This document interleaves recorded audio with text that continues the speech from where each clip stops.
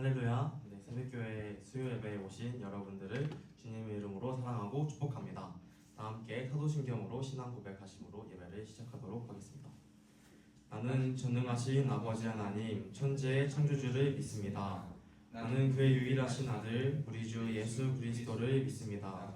그는 성령으로 잉태되어 동정녀 마리아에게서 나시고 본디오 빌라도에게 고난을 받아 십자가에 못 박혀 죽으시고 장사된 지 사흘 만에 죽은 자 가운데서 다시 살아나셨으며 하늘에 오르시어 전능하신 아버지 하나님 우편에 앉아 계시다가 거기로부터 살아있는 자와 죽은 자를 심판하러 오십니다. 나는 성령을 믿으며 거룩한 공교회와 성도의 교제와 죄를 용서받는 것과 몸의 부활과 영생을 믿습니다. 아멘.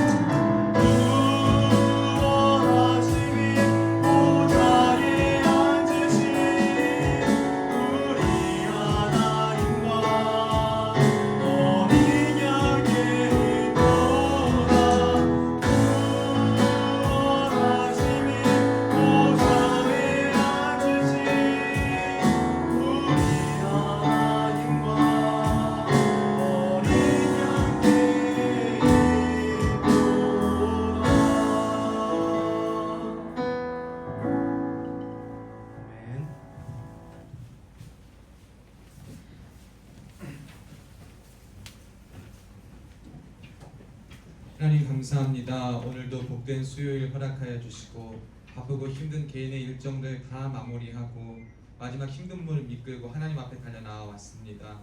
이 시간 주님의 전에 나온 모든 주의 자녀들 기억하여 주사 한 심령도 그냥 왔다 그냥 가는 자 없게 하여 주옵시고 주의 사랑과 은혜와 살아계심을 몸소 경험하고 돌아갈 수 있는 복된 자들 되게 하여 주시옵소서. 감사드리며 살아계신 예수님의 이름으로 간절히 축복하며 기도하옵나이다. 아멘. 오늘 나누실 말씀은 디모데후서 강해 이해합니다. 디모데후서 1장 10절로 14절 말씀입니다. 디모데후서 1장 10절로 14절. 디모데후서 5번째 시간인데요. 디모데후서 1장 10절로 14절 말씀입니다.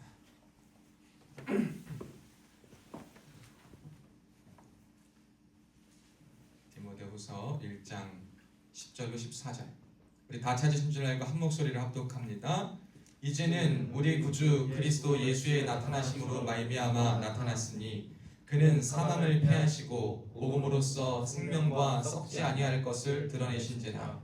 내가 이 복음을 위하여 선포자와 사도와 교사로 세우심을 입었노라. 이로 말미암아 내가 또 이 고난을 받되 부끄러워하지 아니하는 내가 믿는 자를 내가 알고 또한 내가 의탁한 것을 그날까지 그가 능히 지키실 줄을 확신함이라. 너는 그리스도 예수 안에 있는 믿음과 사랑으로서 내게 들은 바 다른 말을 본받아 지키고 우리 안에 거하시는 성령으로 말미암아 내게 부탁한 아름다운 것을 지키라. 아멘. 오늘 예배의 자리에 나오신 여러분들을 주님의 이름으로 사랑하고 축복합니다. 우리 지난주에 이어서 지난주 말씀을 잠깐 요약하자면 우리가 하나님의 부르심이 있다라고 했습니다. 근데 이 하나님의 부르심이 과연 어떤 것이 맞는 것인가 라는 것이 우리한테 고민이 될 때가 많아요. 그래서 우리가 그 고민하면서 생각해 본 게 있어요. 첫째로는 그것이 좋아하는 것에 한계가 있다라는 거예요. 하나님의 부르심은 내가 좋아한다고 그걸로 부르심을 받았다라고 생각해서는 안 된다는 거예요. 그것이 어떤 하나의 지표는 될 수 있으나 그것이 절대적인 것이 되지 않으니 우리는 일단 내가 좋아야지만 부르심을 받았다는 이야기를 하지만 하나님의 부르심은 그렇지 않습니다. 요나는요 니느웨에 가서 말씀을 전하라, 주의 말씀을 전하라고 했을 때 싫다 그랬어요. 근데 그 싫다 그랬어도 하나님이 그를 써서 일을 하시려고 하니까 물고기 뱃속에 들어가서라도 그를 살리셔서 일을 하셨던 거예요. 하나님의 사명은 꼭 감당하고 싶고 하고 싶은 일에서만 찾는 것이 아니라 이 좋아하는 것 한계를 넘어 하나님의 부르심 앞에 온전히 하나님의 뜻과 작정 앞에 있다는 것을 기억하시길 바랍니다. 그래서 그런 부르심을 받은 것의 특징은 뭐냐면 고난 속에도 빛을 바라는가입니다. 고난 가운데 빛을 바라는 것이 부르심 받은 자의 모습입니다. 우리가 부르심 받았다라고 하면서 고난 가운데 빛을 발하지 못한다면 그것은 부르심을 받은 것이 아닙니다. 부르심은 좋으나 나쁘나 기쁘나 즐거우나 하나님의 은혜 가운데 늘 거하는 것이기 때문에 이 부르심이 정말 확실하다면 내가 상황이 어떻든 처지가 어떻든 그 안에서도 그 부르심의 빛이 발해져야 한다는 거예요. 성경은 분명 열매로 그들을 알리라 라고 말하고 있습니다. 그래서 거기에서 이제 사람들에게 선한 영향력을 미치는가, 이것이 내가 부르심을 받았나 받지 않았나를 확인할 수 있다는 거예요. 여러분, 선한 영향력, 부르심은요 내 만족을 위해서 하나님을 주시는 것이 아니라 나를 통하여 하나님의 사랑과 은혜가 전파되기 위하여서 나를 부르신 거죠. 그렇기 때문에 내가 좋고 내 만족으로 하는 것은 나를 위한 신앙생활이고 나를 기쁘게 하는 것이지 하나님을 기쁘게 하시는 것은 아닐 수가 있어요. 가끔 우리가 신앙생활을 하면서 문제가 있는 것이 대부분 뭐냐면 내가 기쁘게 나 만족하고 나 좋고자 할 때 보면 나는 좋은 거 맞아. 근데 교회에 막 문제가 생겨요. 관계에 문제가 생겨요. 막 여기저기서 뭔가 막 발생해. 그럼 이건 뭐냐면 점검해 봐야 되는 거예요. 내가 좋아하는 것을 넘어서 하나님이 정말 그걸 부르셨다면 그 은혜 안에 나의 기호를 넘어서 선한 영향을 미치는가, 이것을 한번 돌아봐야 합니다.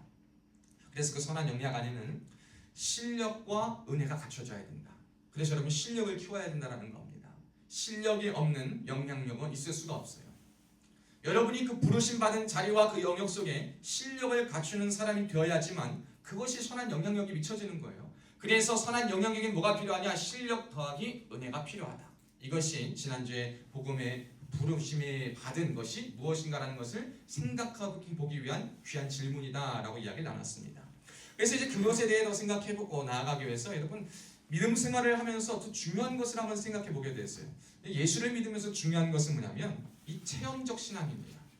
여러분 한번 따라해봅시다. 체험적 신앙으로 무장합시다. 아멘.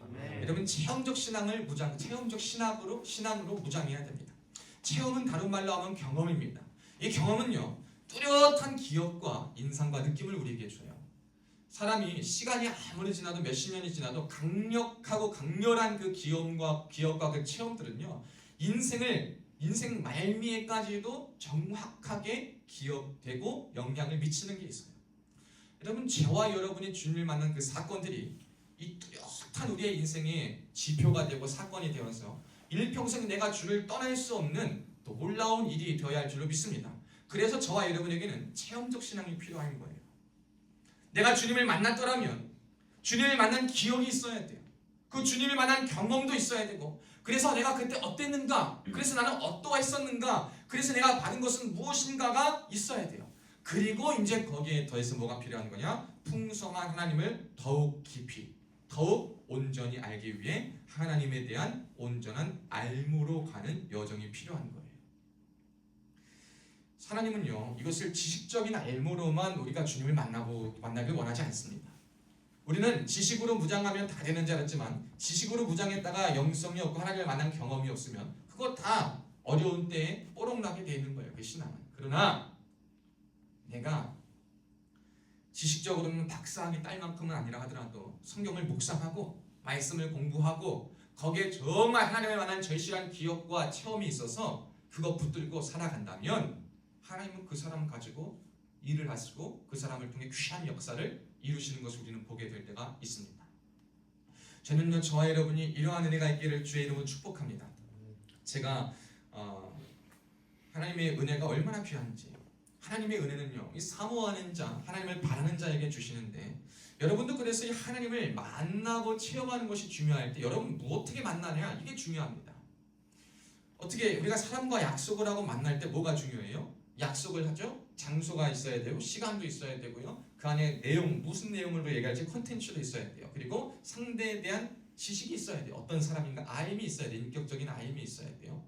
여기서 제일 먼저는 무엇이냐면 만남을 위해선 그 상대에 대한 알미 필요하다는 거예요. 여러분이 하나님을 만나고 싶으면 그냥 꿈을 통해서 뭐 하다가가 아니라 먼저 하나님을 알기 위해 애쓰셔야 돼요.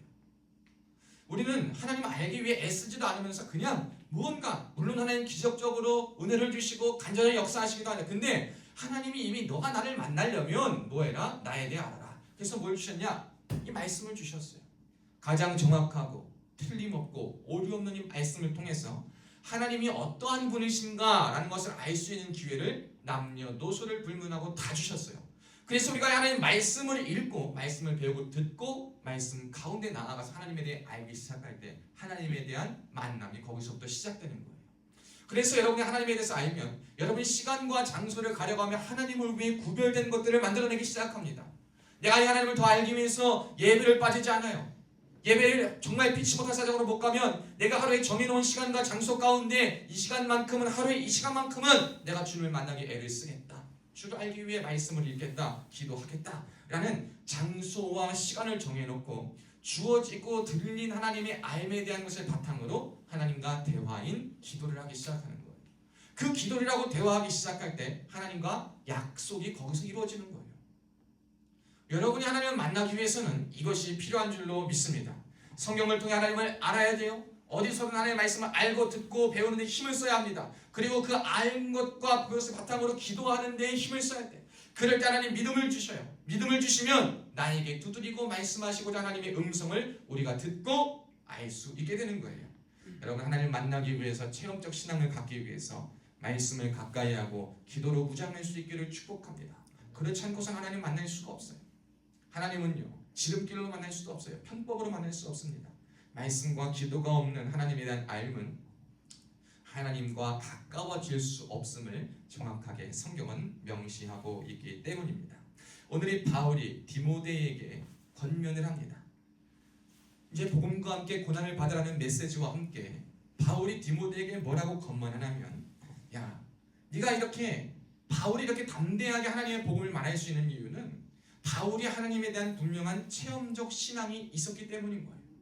바울은 누구도 부인할 수 없고 정말 하나님을 명확하게 만났어요. 명확하게 만나가지고 성경에 기록됐고, 사도행전 9장에 보면 바울이 어떻게 하다 주님을 만났고 주께서 뭐라고 말씀하셨고 그의 인생이 어떻게 변하는지가 성경에 너무나 잘 드러나 있어요.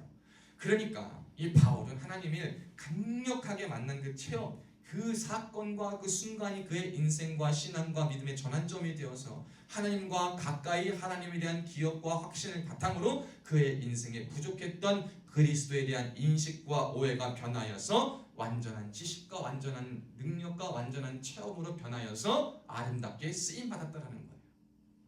여러분도 여러분이 가진 것이 더 온전하게 변하여 쓰임받고 싶으시다면 주님을 만날 수 있기를 축복합니다. 여러분이 가진 것이 변화되어 아름답게 쓰임받아야 돼요. 우리가 가진 것이 다 나쁜 것이 아니에요. 물론 죄로 인해 오염되고 한 것은 맞지만 하나님이 그 사람의 장점을 주신 게 분명히 있어요. 근데 그것이 진짜 하나님 목적대로 아름답게 쓰임받기 위해선 여러분이 주님을 만나서 그것이 아름답게 변화돼야 돼요. 세상 가운데 머리 굴려서 잘 살려던 그 생각들이 지혜로 변화해서 하나님과 하나님 나라와 세상과 이웃을 이롭게 하고 아름답게 하고 함께 공존하며 윤택하게 나아갈 수 있는 방법으로 사용받고, 많은 사람들이 이끌어서 많은 사람에게 영향을 주던 사람이 어떠한 잘못된 교리나 가르침에 이끌려 있던 사람들에게 말씀과 복음의 가르침을 주어서 그들의 심령에 복음을 전해 주어서 하나님께로 돌아가는 역할을 감당한다든지, 여러분 우리가 가진 이 장점과 은혜 가운데 그렇게 쓰임받아야 될 줄 믿습니다. 그것이 하나님께 쓰임받는 사람이요, 그럴 때 하나님에 대한 체험이 있고, 그럴 때 내가 만난 하나님에 대한 확신이 있어서 나뿐만 아니라 다른 사람에게도 주님의 살아계심을 증거할 수 있고, 오늘 바울이 디모데에게 하나님은 살아계시다, 이 하나님을 따라 살아라, 그리스도를 본받고 그리스도와 함께 고난을 받으라 라고 명확하게 말할 수 있는 거예요. 제가 가만히 이렇게 보면은, 너 당신이 그래서 사람들한테 예수 믿어라, 예수 천국, 예수 믿지 않으면 지옥이다 라는 이 말을 여러분 누군가에게 전할 수 있습니까? 여러분 명확하게 전할 수 있으십니까? 이게요 굉장히 쉬운 말이잖아요. 예수 천국, 예수님 믿으면 천국 가고 안 믿으면 지옥 가는 거 뭐 10글자 내외로 끝나는 말입니다. 정말 간단하고도 금방 끝날 수 있는 이 말을요, 예수 믿는 사람 중에 누가 할 수 있겠냐라는 것을 한번 생각해 보게 돼요. 여러분 이 말이 여러분에게 어떻게 다가오세요? 거부감이 느껴지십니까? 뭔가 틀렸습니까? 뭔가 잘못되었습니까? 저는 제가 제일 싫어하는 말이 뭐냐면 종교 통합이란 말을 제일 싫어해요. 종교적 차원에서는 통합이 될까요? 뭐 어떤 이해를 100번 양보해서 그걸 이해해보자면, 그래, 세상이 바라보는 믿지 않는 사람들의 시선으로 보는 종교는 사람들의 삶을 더 유롭게 하고 의지할 곳을 제공해준다는 차원에서는, 그래, 그러한 종교라는 사람들이 보는 공통 분모로서는 그 역할을 감당할 수 있지만 진리의 영역에 있어서는요 통합될 수가 없어요. 근데요, 왜 사람들은 믿는 사람들조차 믿음이 바로 서지 못하니까 종교가 통합해야 된대. 여러분 그럴 거면 예수님 왜 믿습니까? 그럴 거면 예수께서 왜 십자가에 돌아가셨을까요? 왜 그럼 성경에 나는 것 길이요 진리요 생명이 나로 말미암지 않고는 아버지께로 올 자가 없다, 천하 다른 이름을 준 적이 없다, 예수 이름 말고 구원을 준 적이 없다, 왜 주님은 이런 말씀을 우리에게 주셨냐는 것을 생각해 봐야 돼요. 우리가 시대가 지날수록 제가 이따 또 말씀드리겠지만, 여러분 하나님께서 원하시는 것은 뭐냐면 이 시대 가운데에 오늘 말씀 하반절에 보면은 14절에 우리 안에 거하시는 성령으로 말미암아 내게 부탁한 아름다운 것을 지키라 라고 할 때 아름다운 것이 뭐냐면 섞이지도 않고 혼합되지 않은 진정한 진리요 순수한 복음입니다. 여러분이 섞이지도 않고 혼합되지 않은 순수한 복음은 무엇이냐면 오직 주님만이 살 길이다라는 거예요. 이 당시에 이 바울과 디모데가 활동한 이 시대에 예수님에 대한 것을 부인하는 많은 사람들이 있었잖아요. 교회 안에 대해서도 오해가 많았어요. 그렇기 때문에 사람들이 어떻게든 예수를 믿지 못하게 하든가 혹은 예수를 믿지만 율법을 지키기 위해서 예수님이 십자가에서 이루신 것을 온전히 믿지 못하게 하거나 자신이 어떠한 자꾸 힘과 노력과 공로로 무언가 하려고 노력하려는 시도들이 계속되고 있었어요. 그러한 시대, 그런 시도와 계속되는 가운데 바울은 디모데와 그와 함께하는 주님의 제자들에게 제발 내게 부탁한 그것, 순수한 그 하나님의 복음, 어쩌면 원색적일 수 있고 어쩌면 불편하게 들릴 수 있고 어떻게 하면 우리의 삶을 더 어렵게 만들 수 있지만 그럼에도 불구하고 꼭 필요하고 반드시 들어야 하고 주어져야 한 부탁한 아름다운 진리의 말씀을 지키고 전하라. 오늘 저와 여러분에게 주시는 말씀인 줄로 믿습니다. 여러분, 우리에게는 섞이지 않고 혼합되지 않는 것이 필요합니다. 비종교인들 혹은 타종교인들과 어울리지 말라는 것이 아니에요. 그러나 그들에게 물들어서는 안 돼요. 그들과 어울려 살아야 되겠죠. 그러나 왜 어울려 사냐? 그들과 함께 관계를 이루면서 그들도 복음을 들어야 되니까. 여러분, 이 세상에 주님을 알지 말아야 될 사람이 있습니까? 없습니까? 아무도 없어요. 내가 그 사람을 싫어하든 미워하든 내가 그 사람을 좋아하든 나쁘게 생각하든 그 사람이 세상 가운데 욕을 먹는 사람이든 안 먹는 사람이든 복음에는 차별이 없다 그랬어요. 그러니 세상에 태어났다면 모두가 복음을 듣고 그 복음 안에 들어가야 돼. 그런데 우리는 이 복음에 대해서 이래서 저래서 요래서 자꾸 우리 마음 스스로가 자꾸 한계와 틀을 가둬놓고 전할 것 안 전할 것을 막 생각합니다. 그리고 사람들의 시선이 점차 원색적인 복음을 전하면 배타적인 사람이고 보수적인 사람이고 고루한 사람이고 시대를 못 쫓아가는 사람이고 세상 가운데 없어져야 할 존재를 여김받고 그러는 고난을 받기 싫으니까 우리도 역시 혼합되는 거예요. 여러분, 세상 사람들이 손가락질을 해도 우리는 오직 예수 이름의 구원이 있다는 사실을 증거해야 될 줄로 믿습니다. 여러분, 이거 부인하면 여러분도 심판대 앞에 섰을 때 주님밖에 할 말이 없을 거예요. 주님이 여러분 보고 나는 너를 모른다 하면 우리가 어쩌겠습니까? 여러분, 저는 사실요, 제가 왜 이렇게 목숨 걸고 복음 전하고 주의를 위하여 헌신하고 살려고 하는가? 저 주님 앞에 갔을 때 주님과 칭찬받고 주와 함께 거하고 싶어서예요. 이 땅이 나의 최종적 목적지라면 저는 이렇게 안 살죠. 저는 이렇게 안 삽니다. 왜?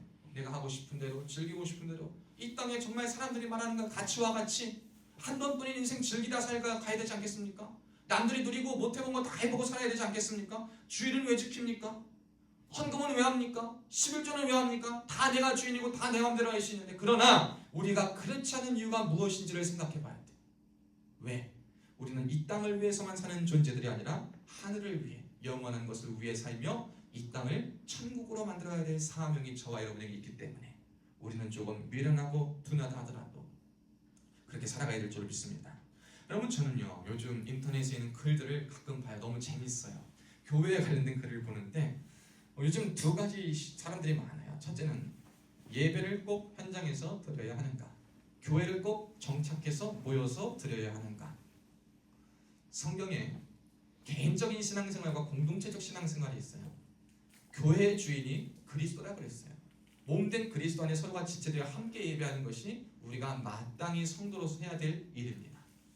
교회에서 신앙생활하는 것, 함께 예배하는 것, 그 예배 안에 말씀과 기도와 성찬이 있다 그랬죠. 그래서 하나님께 은혜를 받는 요소가 다 들어있기 때문에 예배를 사모해야 돼. 또 한 가지는 그런 얘기가 있어요. 헌금을 해야 되는가? 헌금하면 다 목사 주머니에 들어가는 것 아닌가?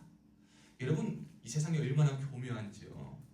하나님께서는 저와 여러분에게 하나님의 자리에 절대 있지 말라 그랬어요. 여러분이 하나님의 자리에 있는 것을 비판하면서 그 비판함과 동시에 내가 또 스스로 하나님의 자리에 있는 것은 생각하지 못하는 우를 우리가 똑같이 범하고 있어요. 사단은요, 교묘하게 우리에게 역사해요. 바른 말과 정죄와 깨어있는 생각들을 통해서 내가 뭔가 구별됐다라고 여기고 내가 그렇게 하는 것은 정당하다라는 정당성을 부여하게 만들어요. 그러나 성경 어딜 봐도 그랬다고 하나님이 정당성을 부여하신 적은 없어요. 판단과 심판은 하나님이 하실 일이시고 우리는 우리 몫의 배인일을 감당해야 돼요. 여러분, 교회에서 나쁜 일하고 교회가 불을 쌓고 뭐 한다고 여러분 쓸데없는 데 돈 쓴다고, 내가 생각하기에 쓸데없는 데 돈 쓰고 뭐 한다거나 교회 헌금 안 하고 이것을 좋은 데다 써야지. 여러분, 하나님의 역할을 대신하는 거예요. 그 잘못된 신앙생활입니다. 그 여러분이 하나님 되어 있다는 증거예요. 여러분 생각하게 하는 거잖아요.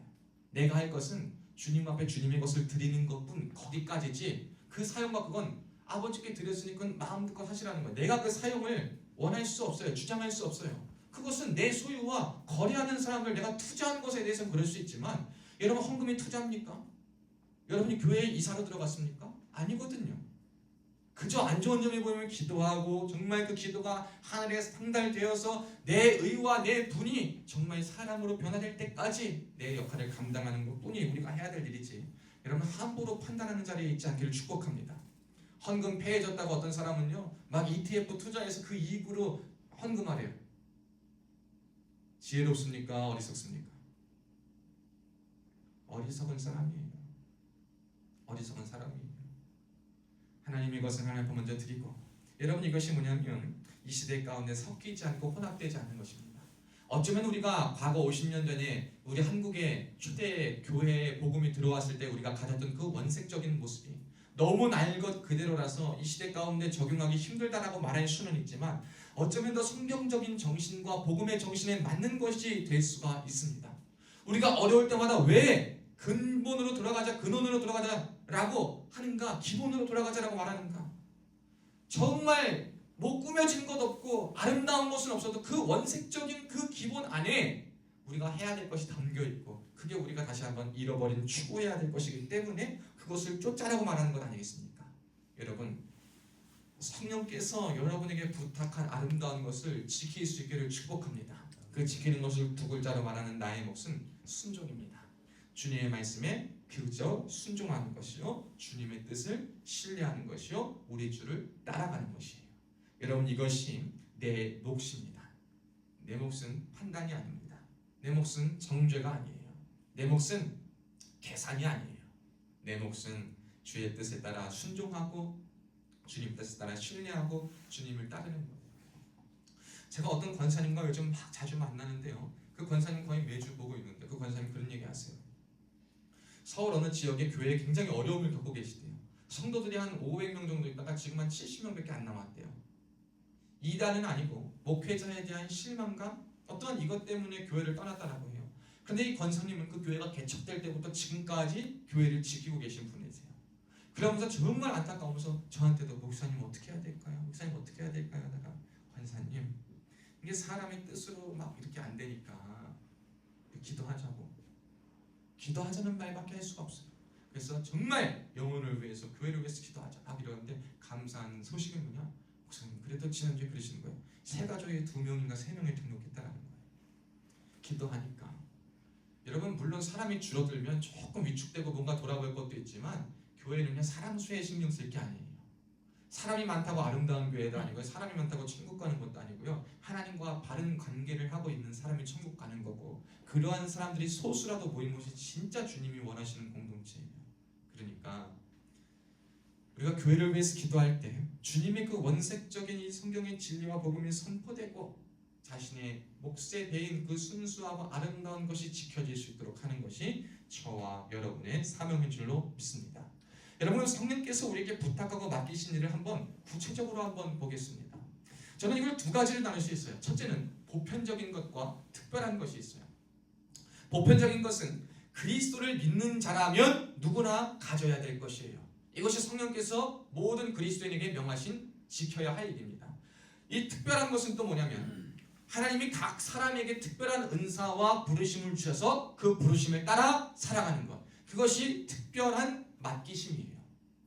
그런데 우리는 이 특별한 맡기심만 너무나도 생각하면 이 보편적인 맡기심과 해야 할 일을 까먹을 때가 있는데, 여러분 절대 기억하시길 바랍니다. 보편적인 부르심이 먼저예요. 보편적으로 그리스도인으로서 먼저 맡기신 일이 우선이고 그 위에 특별한 일이 쌓이는 거지, 특별한 게 먼저 갔다가 보편적으로 가는 게 아니에요. 우선순위가 있습니다. 우선순위는 뭐냐? 그리스도인으로서 먼저 하나님께 부름받은 그것이 우선인 거예요. 그리고 그 위에 특별한 부르심이 있는 겁니다. 그렇다면 이 보편적인 부르심은 무엇인가? 라는 거예요. 성령께서 우리에게 무엇을 하시는가를 보면 돼요.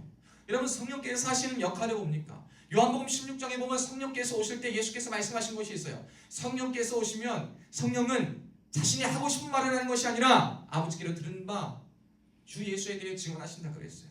성령은 우리가 주님의 자녀요 주의 십자가 사건을 믿을 수 있도록 돕는 분이시다. 여러분, 우리가 특별한 부르심이 있기 전에 무엇에 확신이 있어야 되는? 첫째는 십자가 대속의 은혜에 대한 사건이 우리에게 먼저 믿어지고 거기에 대한 확신이 있어야 돼. 은혜에 대한 확신, 구속에 대한 확신, 대속에 대한 확신이 없다면 여러분, 그것은 어떠한 일을 하더라도 부르심으로 쓰임받을 수가 없어요. 하나님의 부르심의 첫 번째는 저와 여러분이 성경에서 증언하고 말하고 있는 그 예수 그리스도에 대한 사역이 믿어져야 되고 예수 그리스도가 구원자로 믿어지는 것으로부터 시작합니다. 그리고 성령께서 맡기신 두 번째는 뭐냐면 그래서 죄와 싸운다라는 거예요. 우리 사람들은요, 장점과 단점이 다 있어요. 장점과 단점이 있어가지고 장점이 단점보다 많으면 좋은 사람이고 단점이 더 부각되면 나쁜 사람인 것처럼 여겨집니다. 그래가지고 우리가 하나님 앞에 죄와 싸울 때도 어느 정도 잘 싸우면 괜찮은 사람이다 라고 생각하고 넘어갈 때가 많이 있어요. 근데 여러분, 개인이 가져야 될 마음은 절대 그럴 마음이 아니에요. 성령 안에 있는 사람은 죄를 우리가 질 수밖에 없긴 해요. 그렇지만 그 죄를 짓고 그 죄와 싸우다가 치열한 싸움이 있어야 돼요. 그리고 싸워서 질 때, 지고 나서 이 싸움에 진 것에 대한 돌이킴과 이런 어떤 불쾌함과 그리고 어떠한 안 좋은 감정들이 우리에게 있어야 돼요. 죄와 얼마만큼 싸우고 죄와 얼마만큼 씨름하느냐가 여러분이 성령께서 맡기신 보편적인 부르심을 감당하느냐를 나타내는 증거예요. 예수 믿으면서 죄에 대해 관대해. 왜? 나는 주님이 맡기신 큰 일 하니까. 나를 통해 선한 영향력이 있으니까. 여러분, 우리가 하는 일들을 통해서 맺어지는 열매들만 보고 나를 보지 못하는 것은 그것도 사단의 전략이에요. 그리스도인들은 밖에만 보는 것은 안팎을 잘 살펴야 돼요. 근데 사람들이요, 자꾸 밖만 보게 해요. 밖에만. 그래가지고 결국엔 뭘 못 보게 하냐면 나를 못 돌아보게 해요. 여러분, 여러분이 스스로도 잘 돌아보셔야 됩니다. 저는 그 성경에 늘 얘기하지만 남은 구원하고 내가 구원 못 받을까 두렵다라고 하는 그 바울이 구원의 확신이 없어서가 아니라 정말 내가 남을 위해서 이렇게 살고 복음을 위해 증거하고 있지만 내가 그만큼 내 모습은 돌아보고 나는 그런 복음의 가르침답게 살고 있는가, 죄와 치열하게 싸우고 있는가, 거기에 대한 질문을 하고 있는 거거든요. 그러니까 우리도 여러분, 우리가 남이 보든 안 보든 우리 스스로의 모습에 대해서 죄와 철저하게 싸울 수 있길 축복합니다. 그럴 때 우리가 성령께서 우리에게 맡기신 그 보편적인 길을 걸어가는 거예요. 그래서 그 안에 뭐가 있냐? 의로운 길을 걸어가는 거예요. 누가 말하지 않아도 의로운 길을 걸어갑니다. 그리고 그 안에서 주의 뜻을 전파하는 거예요. 여러분, 싸우고 걸어갈 때 힘과 능력이 필요합니다. 근데 성령께서 우리 안에 거하시기 때문에, 성령이 내주하시기 때문에 주님, 제가 이 길을 걸어갈 때 내가 혼자 걸어가지 않음을 믿습니다. 주님이 나와 동행하시기 때문에 주님 나에게 힘과 능력을 주시고 나와 함께 계심을 내가 알게 주여 도와주옵소서라고 기도하고 믿음으로 걸어갈 때 하나님이 그에게 힘과 능력을 주십니까? 안 주십니까? 주십니다. 여러분, 이 경험 있으십니까? 여러분, 이 경험이 있어야 돼요. 여러분, 정말 포기하고 낙담할 때, 그러니까 우리는요, 죽기까지 싸우고 죽기까지 노력하고 치열하게 살아가야 돼. 우리가 고향병원 얘기 들으면 생각나는 게 있어요. 저도요, 이 부대 왔을 때 처음에 아까 말한 상황과 되게 비슷했어요. 근데 얼마나 제가 치열하게 했는지 몰라요. 밤마다 찾아갑니다. 이름을 다 외워버려요. 안 가면 찔려서라도 오게 만들어요. 매겨서라도 오게 만들어요. 막 이러고 저러고 인연이, 요즘도 제가 한 주에 3-4번은 생활관을 가요. 밤마다 가요. 찾아가가지고 막 얘기하고 막 이러는데 제가요, 제 체력으로 못해요. 아침에 6시쯤 넘어서 부대 왔다가 허구한 날 9시쯤, 저녁 9시에 거의 돌아가니까 뭐 부대에 거의 15시간 있을 때가 많이 있으니까 월요일 빼고는 다 오고 하니까 그러면은 인간의 힘은 한계가 있을 때 있어요. 근데 다음날 되면 성령께서 뭘 주시면 또 힘을 주셔요. 살아갈 힘, 살아갈 능력을 주셔요. 그리고 그 안에서 하나님께서 열매를 맺게 하시는데 제 열매도 단번에 맺혀지지 않았어요. 그런데 피가, 땀이, 눈물이 들어가니까 하나님이 때가 지나니까 하나님의 때에 열매 맺게 하시더라. 누가? 하나님이 역사하시는 그 조건 안에는 우리의 땀과 눈물과 노력이 들어갑니다. 여러분, 거저 얻을 생각하지 마세요. 나무 밑에 누워가지고 감 떨어지는 거 잡을 생각하지 마시고 여러분이 따실 수 있길 축복합니다. 그런 자에게 은혜가 주어지고 하나님의 역사가 있는 거예요. 이처럼 지금 말씀드린 것이 보편적으로 성령께서 우리에게 부탁하고 맡기신 일이에요. 그럼 특별한 것은 뭐냐면 주신 사명이에요. 오늘 이 디모데와 바울은 교사로서 그리고 사도로서 하나님의 제자로서의 부르심을 받았습니다. 복음 전도자로서 목양하고 가르치고 양육하는 그 사명을 받았어요. 그래서 일평생 그렇게 살았습니다. 여러분의 사명은 무엇입니까? 여러분 그 특별한 부르심은 무엇인지를 한번 잘 기억하셔야 돼요. 여러분에게 하나님이 불러주신 그 특별한 부르심이 무엇인가를 한번 잘 생각해 볼 수 있기를 축복합니다. 여러분이 먼저 하나님의 말씀하신 그 성령의 보편적인 사역 위에, 성령의 보편적인 글 위에 우리가 서 있다면 여러분이 향한 특별한 부르심이 무엇인가 한번 생각해 보셔야 돼요. 우리 송지사님 혹시 주사 놓으십니까? 주사 놓고 잘하기 위해서 얼마나 고민하시겠어요? 최대한 안 아프게 놔주시려고 어떻게든 화면에 잘 날 수 있는 방법을 연구하실 거 아니에요. 제가 알기로 우리 송지사님도 전역 자원이신데 할 때까지 열심히 하다 가실 거잖아요. 왜? 그거 하나님의 역할이 끝나는 날까지 우리의 부르심이 계속되니까. 세상 사람들과처럼 잠깐 있다가 할 것으로 그냥 거쳐갈 것으로 여기서는 그냥 누릴 것만 누리고 뺄 것만 빼고 가는 이러한 이기적인 생각을 하는 것이 아니라 내가 갈 때 가더라도 갈 때까지는 뭐예요? 나의 부르심의 자리인 거예요. 그때까지 최선을 다하고 생명 바쳐 헌신하는 모습이 뭐예요? 하나님이 원하시는 부르심 받은 자의 모습입니다.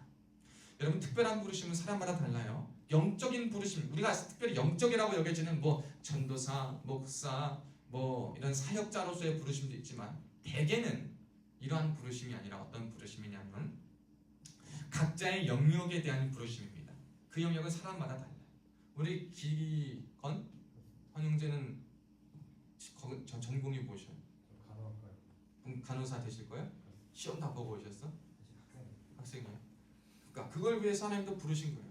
이 주사를 한 방 놔주더라도 나중에 환자라고 만나더라도 그 말과 대화 모습을 통해서 그 사람이 주님께로 돌아오겠다고 하는 것. 여러분 그것이 부르심 받은 자의 모습 아니겠습니까? 여러분 그것이 하나님이 부르심 받은 자의 모습이에요. 우리가 뭐 목사만 사역자만 하나님의 부르심 받은 것이 아니라 여러분이 어떠한 영역에 있든지 거기서 주의 사랑과 은혜를 증거하면 부르심 받은 자의 모습으로 살아가시는 겁니다. 여러분이 그것을 잘 기억하실 때 복음을 전하는 삶을 살아가면 분명 고난은 있다는 것을 또 기억하셔야 돼요. 그러나 고난을 받되 그 고난을 부끄러워하지 않을 이유는 뭐냐? 여러분이 아까 말한 체험적 신앙이 있을 때 우리가 부끄러워하지 않을 수가 있는 거예요. 12절 볼까요? 내가 이 고난을 받되 부끄러워하지 아니함은 내가 믿는 자를 누가 안다고요? 내가 알고. 하나님이 누구신지 내가 알기 때문에 내가 고난을 받아도 부끄러워하지 않고 포기하지 않겠다라고 말하는 겁니다.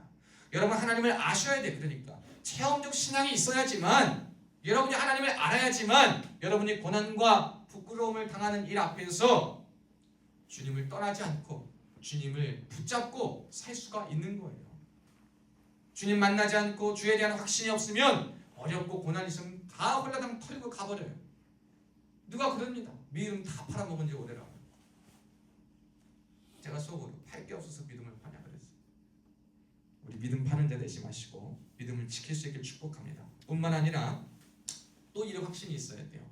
12절 하반절에 보면 내가 의탁한 것을 그날까지 그가 능히 지키실 줄을 확신한다.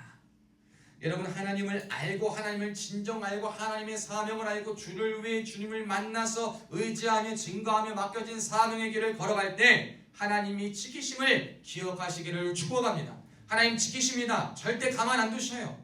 하나님은 절대로 버려두지 않으십니다. 하나님 앞에 올바로 살아가고 하나님 앞에 그 부르심으로 온전히 살아가는 자 하나님이 분명히 굳건히 지키셔요. 다니엘이 사자굴 속에 들어가도 하나님 그 사자 입을 봉해서라도 지켜주셔요. 여러분 지금 이게 무슨 일이겠어요? 사자 입을 어떻게 봉해주신지 생각을 누가 하겠어요? 그러나 하나님은 하신다 그 말입니다.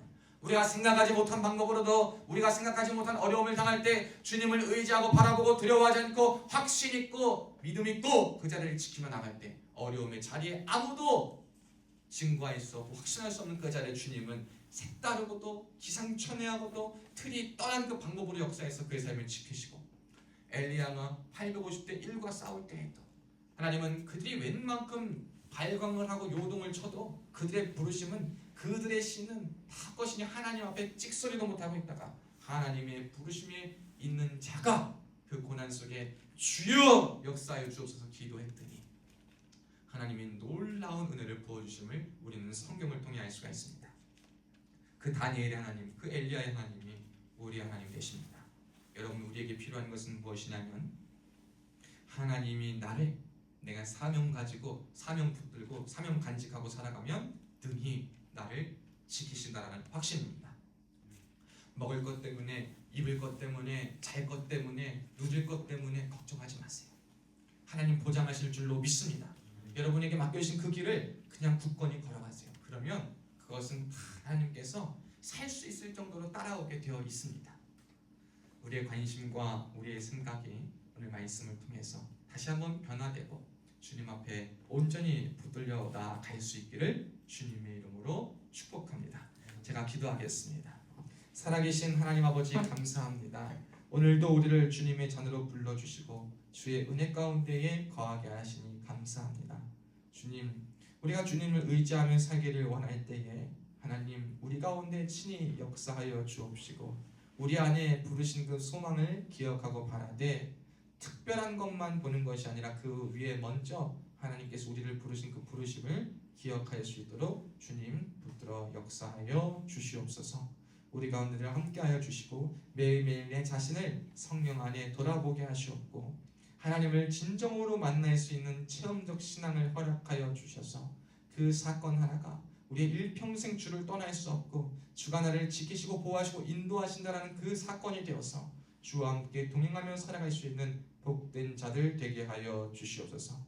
이들을 통하여 이들이 가는 곳마다 하나님 나라가 확장되기를 원합니다. 가는 곳마다 은혜의 도구로 쓰임받기를 간절히 원합니다. 이들이 가는 곳마다 예수의 향기가 드러나기를 간절히 원합니다. 우리가 가는 곳마다 주님의 살아계심이 보여지기를 간절히 원합니다. 하나님, 우리 가운데 함께하여 주시되 특별히 우리 701 특공연대뿐만 아니라 고향병원에도 함께하여 주셔서 주님이 마음껏 증거되고 주의 살아계심이 마음껏 나타날 수 있도록 주님 친히 역사하여 주시옵소서. 주께서 함께하심을 믿고 감사드리오며 살아계신 예수님의 이름으로 간절히 축복하며 기도하옵나이다. 아멘. 이제는 우리 주 예수 그리스도의 은혜와 하나님 아버지의 극진하신 사랑과 성령님의 감동 감화 위로 교통 충만하신 은혜가 오늘 말씀을 듣고 주님 앞에 주님을 정말 진정으로 알고 그 안 주님에 대한 확신을 바탕으로 주를 따라 주의 향기를 드러내며 성령께서 우리에게 맡기신 것을 그 순수하고 원색적인 것을 지키며 나아갈 때 또한 지혜 있게 그러나 섞이지 않으면서 그 가장 소중한 것을 지키며 고난까지도 부끄러워하지 않고 주가 지키시고 이끄심을 믿으며 나아가기로 다짐하는 사랑하는 우리 성도들 머리 위에 우리 701 특공연대와 고향병원 위에 지금으로부터 영원토록 함께 있을지어다. 아멘.